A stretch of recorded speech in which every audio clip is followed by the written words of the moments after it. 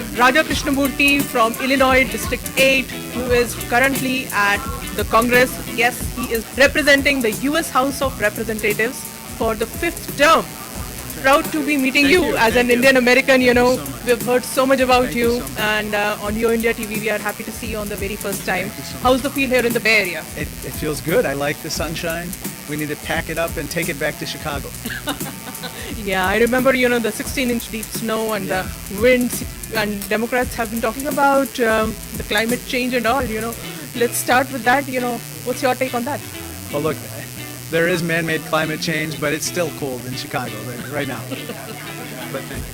So recently, you know, we've been hearing about the Epstein files. You know, it's been much a topic, you know, people didn't want to bring it up, and finally it was brought up, and so many things came up with that file. So what's your take on the current situation?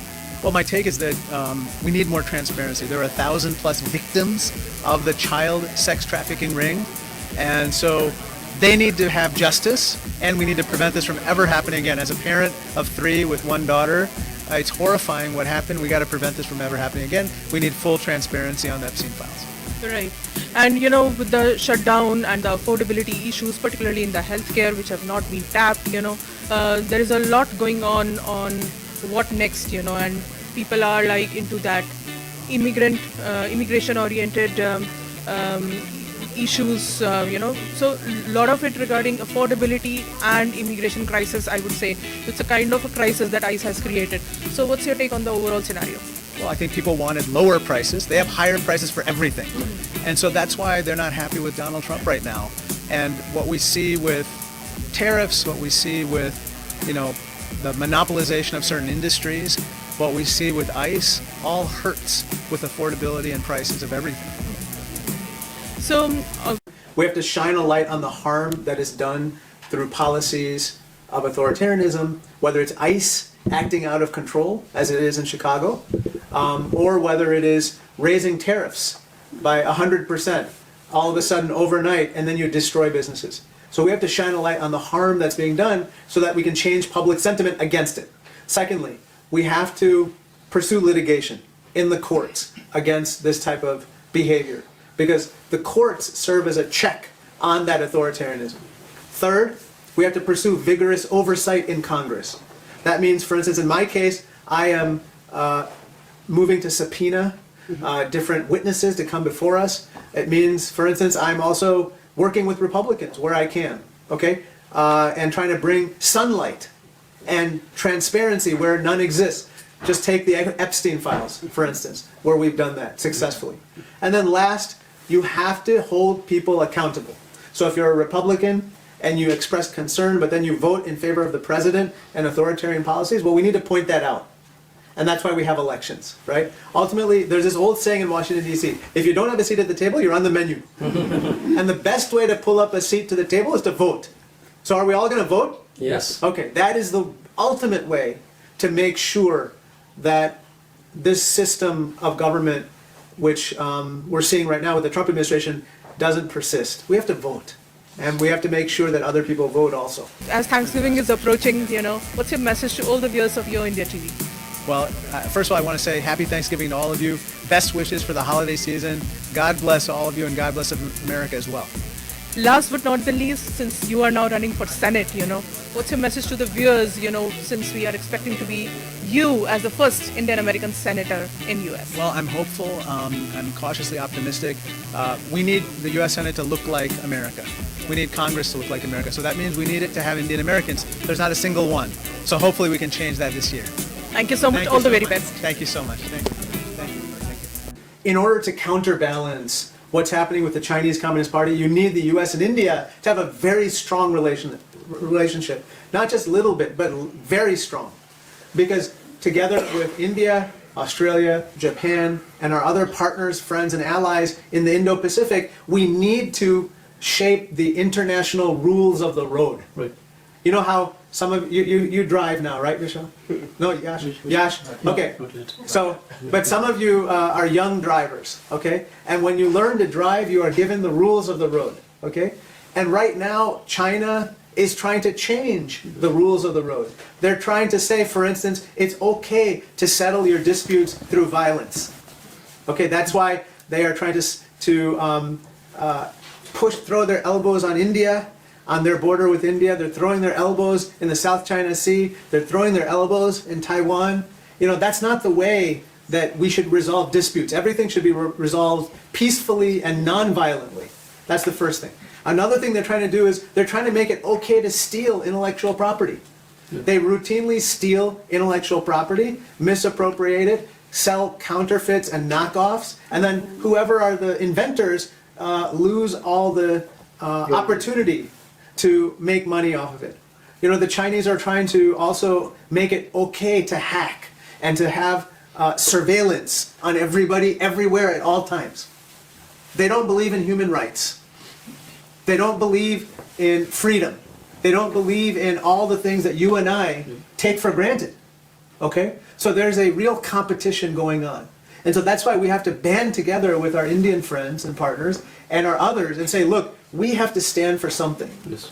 We have to stand for freedom, equality, we have to stand for economic opportunity and free enterprise, and we have to stand for nonviolence. I mean, Indians have pioneered that. Of course. Yes. And we believe in nonviolence, but we believe in strength. Yes. And we have to be strong. And so that's why, even at the same time that we deal with China, we have to deal from a position of strength. Of course. Ajay Bhutoria's dear wife, Vinita Bhutoria Jain, is right here with us. It's a great event for Raja Krishnamurthi. What's the best thing you like about Raja? And you saw him today, right? The kind of, definitely he's a gentleman, he's a very good person. But you saw there were like around 50 plus people here. The kind of attention he has given to everyone. He spoke to everyone personally. He asked what they are doing and so much interest. So he is a people's person and he makes sure that everyone around him is safe, is taken care and feel comfortable. That's the best thing about him, which I observed today. Wonderful, and thanks for being a great hostess. Thank you so much everyone for coming. We really enjoyed everything. We talked about our recent wins in Virginia, in New Jersey, in New York and many other states. Do you want to share some insight about growing enthusiasm back to the Democrats? Yeah, I think there's a lot of enthusiasm for Democrats now. I think that the more that we are attentive to people's economic problems, the more successful we will be. The less attentive we are, then people will tune us out. To me, the Democratic Party is it's the party of economic opportunity. Regardless of who you are, whether you're working poor, whether you're middle class, or whether you're growing a business. In my opinion, the Democratic Party wants all of those groups of people to flourish. Reva Kumarji has a big-time supporter of Raja Krishnamurthi. What is the best thing you like about him, Revaji? He is very, very down-to-earth person and very positive.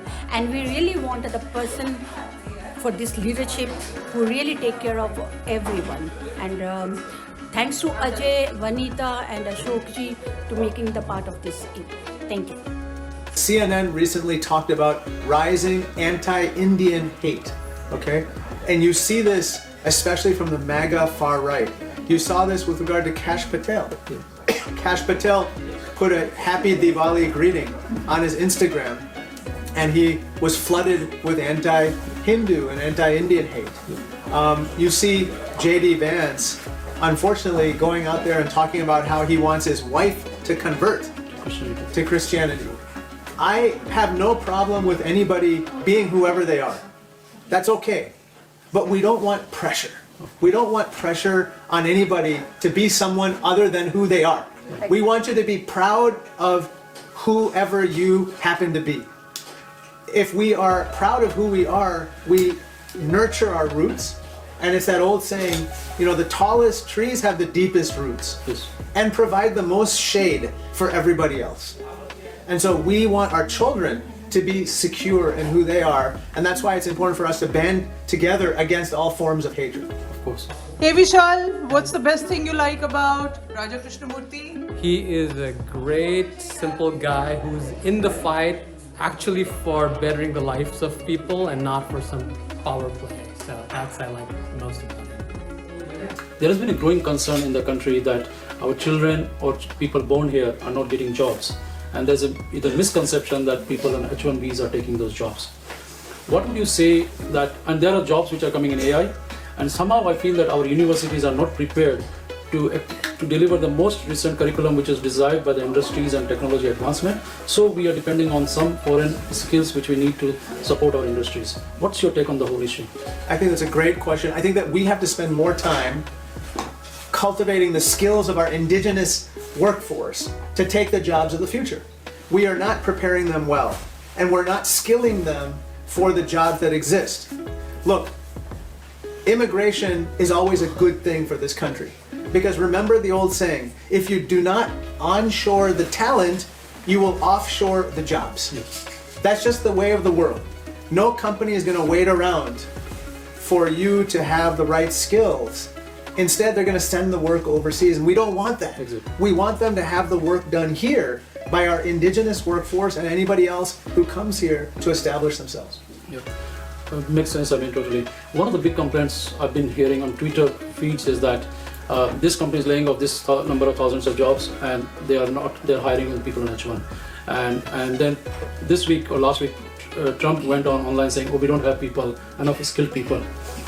So is there a way that Congress can act upon and say, let's create a portal where all the jobs which you want to hire for, you put them on this portal and people have complete visibility and they apply. And if you still don't find the right candidate, then you go and make the international hire. So that then people who complain that you don't hire Americans, they have the opportunity to see all the job postings.